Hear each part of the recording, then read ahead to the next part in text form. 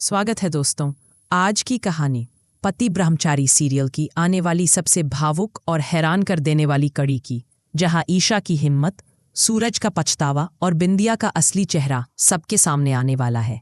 तो तैयार हो जाइए, क्योंकि ये कहानी आपके दिल को झकझोर देगी। शाम का वक्त है, सड़कें सुनसान हैं, बस किसी के कदमों की धीमी आहट गूंज रही है।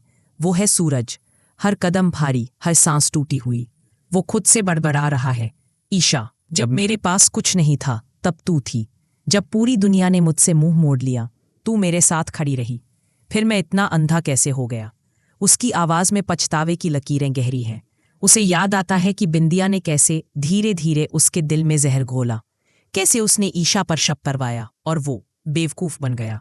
अब हर याद उसे जलाती है। सूरज जेब से मोबाइल निकालता है, कांपते हुए हाथों से नंबर मिलाता है। घंटी बजती है, 1, 2, 3 बार। फिर एक ठंडी बेजान आवाज, जिस नंबर पर आप संपर्क करना चाहते हैं वह स्विच ऑफ है। सूरज का दिल बैठ जाता है। Switch off? ये तो ईशा का तरीका ही नहीं था। वो कभी फोन बंद नहीं रखती। उसके दिल में डर की एक ठंडी लहर दौड़ जाती है। ईशा, तुम कहाँ हो?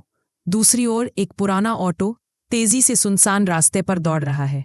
ऑटो में बैठी है ईशा। उसकी नजरें बाहर हैं, लेकिन दिमाग तेजी से चल रहा है। फोन पर किसी से कहती है, मुझे पूरा यकीन है ये सिर्फ बिंदिया का खेल नहीं है। वो तो बस मोहरा है। इसके पीछे कोई बड़ा और खतरनाक इंसान है जो सूरज को बर्बाद देखना चाहता है। ऑटो अचानक रुकता है। सामने है एक पुराना टूटा हुआ गोदाम। ड्राइवर घबराकर पूछता है, मैडम, यही उतरना है? ईशा सिर हिलाती है, हाँ, बस यही जगह है। वो दरवाजे की ओर बढ़ती है। अंदर अंधेरा, सीलन और रहस्य की गंध है। ईशा मोबाइल की टॉर्च जलाती है और तलाश शुरू करती है। अचानक उसकी नजर कोने में रखे एक पुराने बोरे पर पड़ती है। वो आगे बढ़ती है, बोरा खोलती है और चौंक जाती है। अंदर वही मिलावटी आटा है जिससे सूरज की दुकान बदनाम हुई थी। ईशा फौरन मोबाइल निकालती है और वीडियो रिकॉर्डिंग शुरू करती है। बिंदिया, मैंने सोचा था तुमने मिलावट करवाई, लेकिन ये माल तुमने यहाँ क्यों छिपाया, या किसी और ने तुम्हारे लिए रखा? वो बोलते बोलते कैमरे को हर कोने की ओर घुमाती है। अब मुझे बस ये साबित करना है कि ये सब किसके इशारे पर हुआ।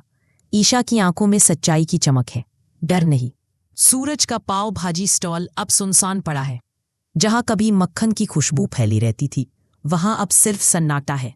बबलू, उसका हेल्पर, बेचैन होकर इधर उधर घूम रहा है। राहगीर ठहर कर देख रहे हैं, फुसफुसा रहे हैं, यही तो वो जगह है ना जहां चूहा मिला था। छी, गंदे लोग। सूरज चुपचाप एक टूटी बेंच पर बैठा है, चेहरे पर गहरी थकान और आंखों में पछतावा। तभी वहां आती है बिंदिया, हाथ में टिफिन और चेहरे पर नकली हमदर्दी। सूरज, सुबह से कुछ नहीं खाया ना? देखो, तुम्हारा पसंदीदा खाना लाई हूं। वो पास बैठती है, लेकिन सूरज उसे देखता भी नहीं। उसका चेहरा खाली है, जैसे अब उसमें कोई जान ही नहीं बची। बिंदिया कुछ और बोलने ही वाली होती है कि बबलू दौड़ता हुआ आता है। भैया, पुलिस, पुलिस आ गई। बिंदिया का चेहरा सफेद पड़ जाता है। हाथ से टिफिन लगभग गिर ही जाता है। एक पुलिस जीप स्टॉल के सामने रुकती है। दरवाजा खुलता है और बाहर उतरती है ईशा। ईशा की आंखें सीधे सूरज से टकराती हैं। दोनों के बीच एक सन्नाटा है जिसमें 1000 बातें छिपी हैं। ईशा फोन निकालती है और वीडियो चलाती है। ये वही सबूत है जिसने तुम्हें बर्बाद किया, सूरज, और ये सब करवाया गुलाब सिंह ने। बिंदिया चिल्लाती है, झूठ, ये झूठ है। लेकिन पुलिस उसे पकड़ लेती है। ईशा ठंडे स्वर में कहती है, तुमने हमारे बीच जहर घोला बिंदिया, लेकिन सच कभी नहीं मरता। सूरज की आंखों से आंसू बहते हैं। वो ईशा के सामने झुककर कहता है, मुझे माफ कर दो ईशा, मैंने तुम्हें खो दिया अपने ही शक में। ईशा उसके कंधे पर हाथ रखती है। अब सब खत्म हो गया सूरज, अब हम फिर से शुरुआत करेंगे। रात का समय, पाव भाजी का ठेला फिर से जगमगा रहा है। बबलू तवा पर मक्खन डालता है। ग्राहक मुस्कुरा रहे हैं। सूरज और ईशा एक साथ खड़े हैं, थके हुए लेकिन मजबूत, टूटे हुए लेकिन फिर से जुड़े हुए। लेकिन दूर कहीं अंधेरे में गुलाब से ही टीवी पर यह सब देख रहा है। उसके होठों पर खतरनाक मुस्कान है। खेल खत्म नहीं, अब असली खेल शुरू होगा। और दोस्तों, यही है पति ब्रह्मचारी के आने वाले एपिसोड की कहानी। ड्रामा, सस्पेंस और प्यार से भरी हुई। अगर आप ईशा के फैन हैं तो चैनल को जरूर सब्सक्राइब करें।